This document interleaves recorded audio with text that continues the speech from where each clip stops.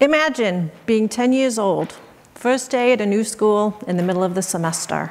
You wake up that morning with just the right level of apprehension and excitement for what the day's going to bring. And in your first class, the teacher starts out by saying, "Good morning, students. We have a new kid in class today. I hear she thinks she's pretty smart. So I'm only going to call on her today, and she is going to answer every single question." Wait, I'm going to answer every single question? I don't even know what these kids have been studying. And here it comes. My heart starts pounding in my ears. I can feel my temperature starting to rise, and my face is turning bright red. And now all I can think of is, oh my gosh, my face is turning bright red. What are these people going to think of me? I must look so stupid. I am never going to make any friends. What is wrong with me? I hear laughter in the classroom. I realize my eyes are closed. I open my eyes, and the teacher is standing right there. And he says, "Hey kids, I thought we had a new student in class, but look, we got a Bionic Beetroot." Unfortunately, that nickname stuck, as did that feeling of shame and humiliation every time I was put on the spot, at school, in a social situation, sometimes even at home, and later in life at work. And I thought it was because there was something wrong with me, and I thought I was the only one. It turns out the incident of self-reported shyness in the US has increased from 40% in 1977 to 48% in 1999. And today it's as high as 60% in college students, with only 5% reporting never having felt shy. So in any room, it's safe to say that roughly half the people around you may have experienced shyness. What is shyness? Shyness is extreme self-consciousness. It's a fear of judgment, and it is a negative self-evaluation. Not a great combination. Shy people tend to avoid eye contact. They might speak quietly, and they'll do anything to avoid being the center of attention. It's often confused with introversion, but where an introvert might prefer a smaller crowd or maybe even solitude, shy people are uncomfortable and awkward in social situations, whether they're an introvert or an extrovert. And it's also not a lack of self-confidence. I might be very confident inside, but just struggle to show it externally. And like many traits, shyness developed for a reason. Shy people have an acute awareness of their environment. They're vigilant and observant. And while that might not serve you too well going into a party, it may well have coming out of a cave to avoid getting eaten by a predator, or approaching a new tribe that may or may not be cannibals. Shy people don't like to be caught off guard, so they tend to be very conscientious and responsible. You want these people on your team.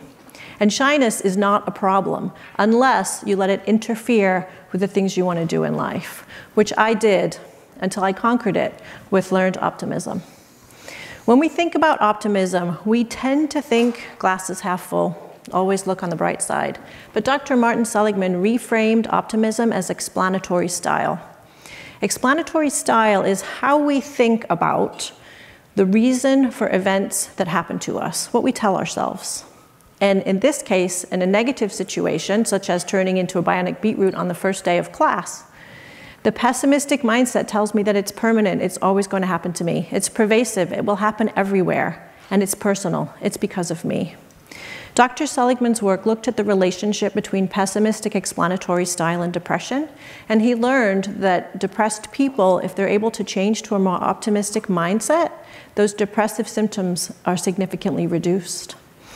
That more optimistic mindset tells me that that bad thing that happened to me is temporary. It's specific to this situation, and it's not because of me. A far more resilient mindset. So I thought, if this can work for depression, I wonder if it can help me with shyness. So I took a look at my Bionic Beetroot explanatory style and learned that it was highly pessimistic. I was so worried about what was wrong with me and how I was going to mess things up that it never even occurred to me to think that that teacher was just mean. And later on in life, that I was reacting because I was feeling threatened. So I decided I needed to do something and change my relationship with that feeling of being threatened. So I did the most threatening thing I could think of as a shy person. I took an improv class. In this improv class, we did an exercise where you had to make eye contact with somebody on the other side of a circle and throw them an imaginary ball. I quickly observed that the people who readily made eye contact, especially the ones who smiled, are the ones that got the ball. And when you got that ball, it was like a little gift, a moment of joy. I got the ball. But the people who were a little bit self-conscious at the beginning and didn't make eye contact were far less likely to get the ball. And I saw those people get less and less engaged through the exercise. And what I took from that is that the first moment matters. That initial interaction you have with somebody determines how they respond to you.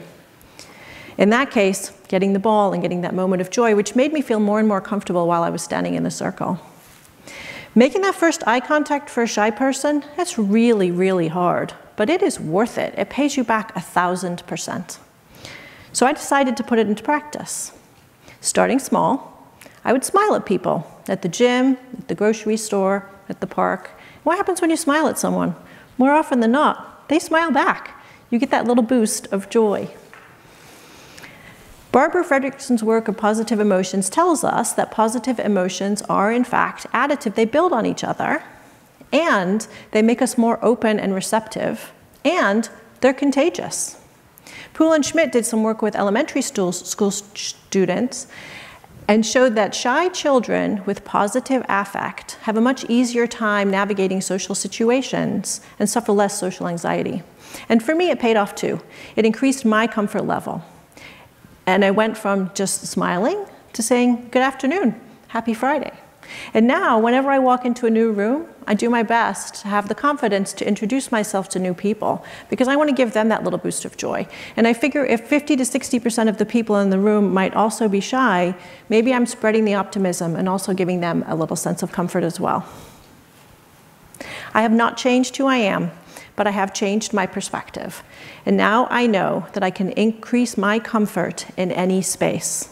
I no longer have to worry about whether my face is turning red. I can focus on the task at hand.